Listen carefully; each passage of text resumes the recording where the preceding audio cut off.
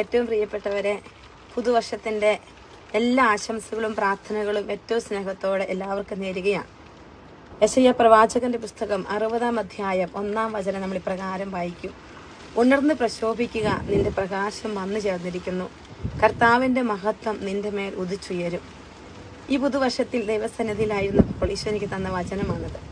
ദൈവത്തിൻ്റെ വലിയ പ്രകാശം നമ്മുടെ ജീവിതത്തിൽ വന്നു ചേരണം. അവൻ്റെ മഹത്വം നമ്മുടെ വ്യക്തി ജീവിതത്തിൽ ഉദിച്ചുയരണം.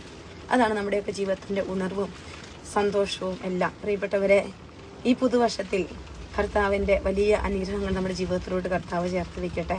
നമ്മളെയും നമ്മുടെ കുടുംബത്തെയും നമ്മുടെ മക്കളെയും എല്ലാം ഈശോ അനുഗ്രഹിക്കട്ടെ എന്ന് പ്രാർത്ഥിക്കുക.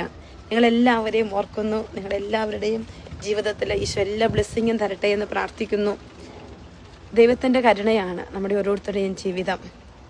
കർത്താവ് തന്ന ഈ 2025 വർഷത്തിൽ ഈശോയുടെ സ്നേഹാവോളം അനുഭവിക്കാൻ ദൈവത്തിൻ്റെ പരിശുദ്ധാത്മാവ് നമ്മളെ ശക്തിപ്പെടുത്തട്ടെ.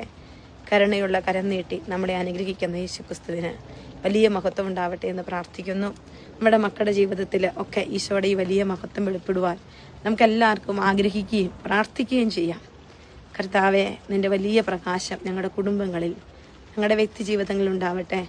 ജീവിതത്തിൻ്റെ ഓരോ ദിവസവും വലിയ പ്രകാശത്തിൻ്റെ ദിനങ്ങളാക്കി അവിടുന്ന് മാറ്റണമേ എന്ന് പ്രാർത്ഥിക്കുന്നു. ഈശോ മിശിഹായ്ക്ക് സ്തുതിയായിരിക്കട്ടെ.